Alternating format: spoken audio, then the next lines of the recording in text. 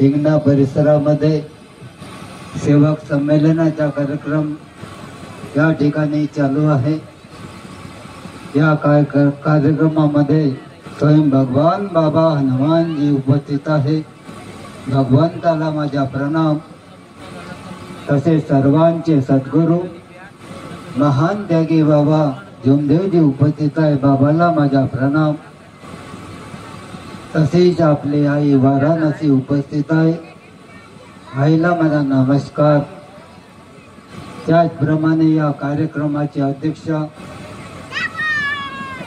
श्रीमान धनराजी नागपुरे साहेब यांना माझा नमस्कार। समोर बसलेले सेवक सेविका लहान तोडी मंडळी सगळ्यांना माझा नमस्कार। हे महान त्यागी बाबा जोमदेवजी कृपा। परिस्थिती कशी होती त्या दिवसाची आठवण करा। मी कसा होतो न या मार्गात आल्यानंतर कसं झालं कोण केलं। हे महान त्यागी बाबा जोमदेवजीच कृपा आहे। ज्या बाबाने तुम्हाला पाया पडू दिल्या नाही, ज्या बाबाने तुम्हाला आशीर्वाद दिला नाही, तरी आपण या मंडपात हात जोडण्याकरता बसलो। कृपा दिसली नाही, पण बोलता बोलता हात जोडता जोडता चांगलं झालं। कर्म पूजा आहे, लक्षात असू द्या। हे महान त्यागी बाबा जोमदेवजी। अगर आपलं चुकलं तर तुमच्या डोक्यावर आहे, लक्षात असू। लपून करा तरी ते लपणार नाही। अनुभवातून ऐका। मार्गाशी जुडते पहिल्या दिवशी काय सांगते हे पहा काकाजी म्हणे कसं दुःख आहे। समोर बोलता बोलता काय म्हणते 4 वर्षापासून आम्ही दुखी आहोत। पैसा खर्च केला पण सुधारणा झाली नाही। नंतर काय बोलते काकाजी म्हणे आम्हाला 5 वर्ष झाले लग्नाले मुलं बाळ नाही। बोलता बोलता कार्य करता करता बाईची तब्येत चांगली झाली। समोर चालता चालता 2 वर्षामध्ये मुलगा जन्माले आला। लक्ष ठेवून ऐका, दुसरी वेळ येणार नाही। समोर चालता चालता त्याला असं वाटलं का आपलं सगळं बरोबर झालं। आता कोण्या गोष्टीचं टेन्शन राहिलं नाही, फक्त मध्ये झालं। समोर चालता चालता त्यानं त्यागाचे कार्य घेतले।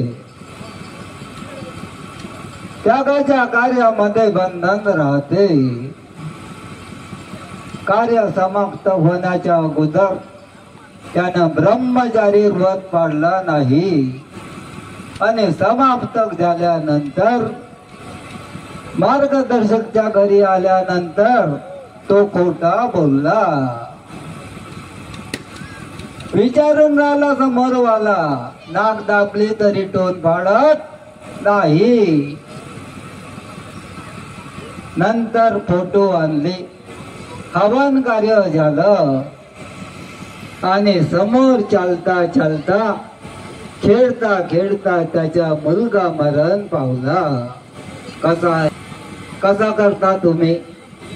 सांगणे वाला सांगते पण बसने वाला ऐकत हे मला माहिती आहे। देणे वाला बासी खूप आहे बेटा, जे मागान ते मिळत।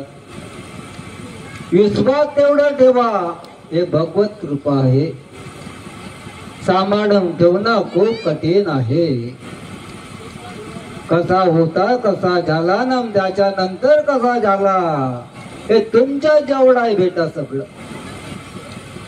दुरून दिलाय, पाया पडू दिल्या नाही। आपण दूर बसलो, मी नातेवाईक असून जवळ बसवलं नाही। का देनेवाला हुशार आहे, घेनेवाला त्याच्यापेक्षा हुशार आहे म्हणून फसते. म्हणून सगळ्या शौकाने आजच्या प्रसंगी मला बोलता येते, पण आमच्या समोर परिस्थिती आहे, वेळ झाला.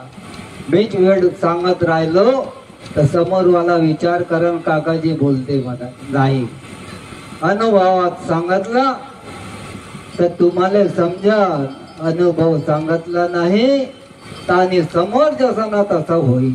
म्हणून सगळ्या शौकात तत्व शब्द नेमाकडे लक्ष ठेवा. ही महान त्यागी बाबा जोंदेजीची कृपा आहे. सांभाळून ठेवण्याचा प्रयत्न करा.